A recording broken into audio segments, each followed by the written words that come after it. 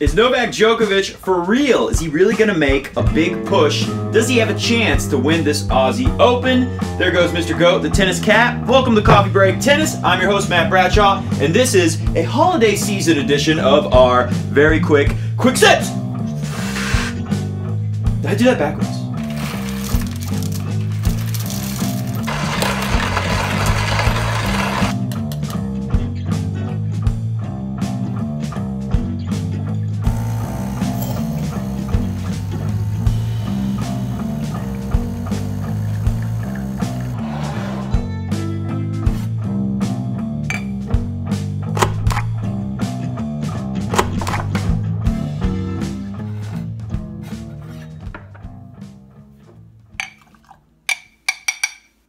Okay, so throw it up on the screen. We go to the UK, to one of my favorite little news outlets. It's slowly becoming Express. Now, there goes Mr. Goat up the stairs. I've been critical of Express in the past because they've taken what I've considered non-news stories, not really anything to get in a big hubbub about. They create some clickbait headlines, but you know what? In today's world, that's kind of the name of the game, so I'm not going to fault him, and I got to give him credit here because this is some good news here. At least it's interesting news. So Novak Djokovic recruits specialist who stunned Rafa Nadal for the Australian Open. So he recruits him for the Australian Open. Didn't stun Rafa at the Australian Open. They're actually talking about a couple years ago at Wimbledon. So throw it up on the screen, check out the headline, check out the sweet picture of Djokovic with Agassi behind him, and now our friend of the show, Craig O'Shaughnessy, who's the stats guy. He's the stats master. He's got stats and data on everyone in the sport of tennis. And he was helping Dustin Brown 2 years ago at Wimbledon when he upset Rafa Nadal. You guys definitely remember that upset with Dreddy, Dustin Brown, the German wacky tennis player who's known for weird, wacky tactics. But anyways, he had the help of Craig O'Shaughnessy, who, guarantee you, had all kinds of stats and things about Rafa to let Dustin Brown know, to put together that game plan and orchestrate the big upset. So now, Djokovic is bringing him to Aussie land. He's got Agassi, and of course, if you guys missed it, Radek Stepanek, the also kind of quirky player like a Dustin Brown, more successful than a Dustin Brown. This is a guy who's, I think he's 39 now. I'm not even sure if he retired yet. I want to say he was playing recently. Anyways, Radek Stepanek, I've really enjoyed watching him over the years. This guy's been a top 100, top 50 player for like decades. And he's going to be there running it. So let's read a couple quotes from the story. What does this all mean? I'm getting to it, guys. Before I go any further, I want to tell you that Coffee Break Tennis has some very big news to announce. I'm not going to do it in this video. I just want to let you know, be on the lookout. The next video I'm going to do is going to talk about our beloved Roger Federer and some news on him today too, and what I think it means. I'll get into that in the next video. Probably look for that tomorrow.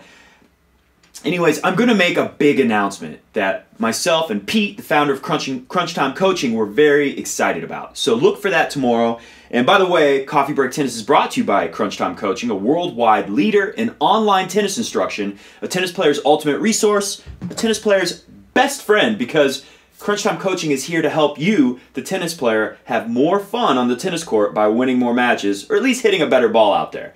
Anyways, click below, give us a like, a thumbs up, subscribe, especially if you're a tennis player and you want to see some of our videos teaching you how to be a better tennis player. And of course, comment below. Let me know what you guys think of the show, and let me know if you think Djokovic is for real. Is he a real threat? So let's take a look at these quotes from Craig O'Shaughnessy. I've been here all week assisting with the team of Novak Djokovic in preseason training.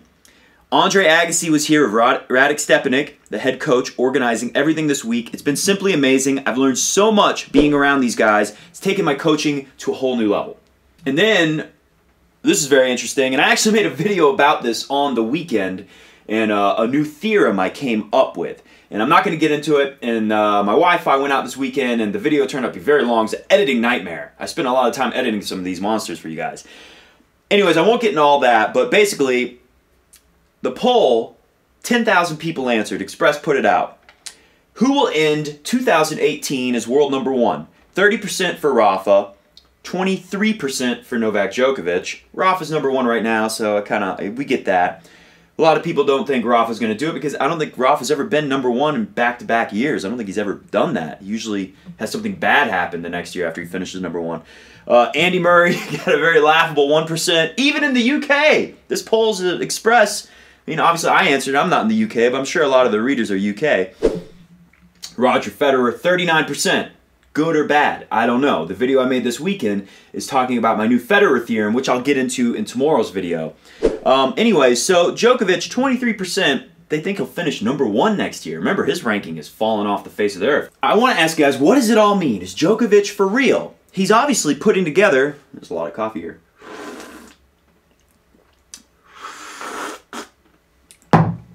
That's a lot of coffee for a quick sip. Anyways, he obviously is putting together an all-star team here. He's going to make a big push. So does this mean that Djokovic is all in, he's got his motivation back, he's ready to go and get another major?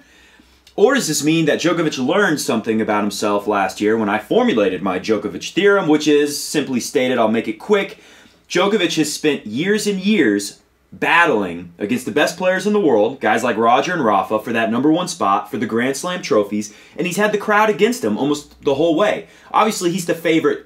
You know, sometimes he's a crowd favorite. You know, if he's playing someone no one's ever heard of, yeah, people are going to cheer for Djokovic. But in those big moments, those big matches where he faces guys like Roger, Rafa, even, you know, Andy Roddick, guys who are not as popular worldwide, the crowd has been very anti-Djokovic in a lot of these big moments. Obviously, it's hurt him. I think it's hurt him. I think it's a big part of why we saw him just pretty much worn out last year mentally. It's just, it takes such a toll on you mentally to feel like you're the bad guy every time you're playing a big match with a big crowd. You know, these tennis players on the tour, especially lower-ranked ones, they don't always get to play for big crowds, so they live for that. So Djokovic hits the pinnacle, and they're almost always against him. So that was my Djokovic theorem, and that was why I thought he was kind of winding down. So is that fixed? Is that all better now is what I ask you guys? Comment below. Is it all better? Or is this a sign that Djokovic feels like he just can't do it on his own anymore and he has to have this great team of these guys around him trying to motivate him? And I don't know. Is it a desperate, like, you know, Hail Mary attempt? There's a lot of ways we could look at this. So is Djokovic for real? Fairly big news that he's putting together this kind of a team going into the Aussie Open. Is Djokovic capable of doing a Roger Federer? I mean, he's obviously done a lot of stuff like Roger Federer, like winning Wimbledon.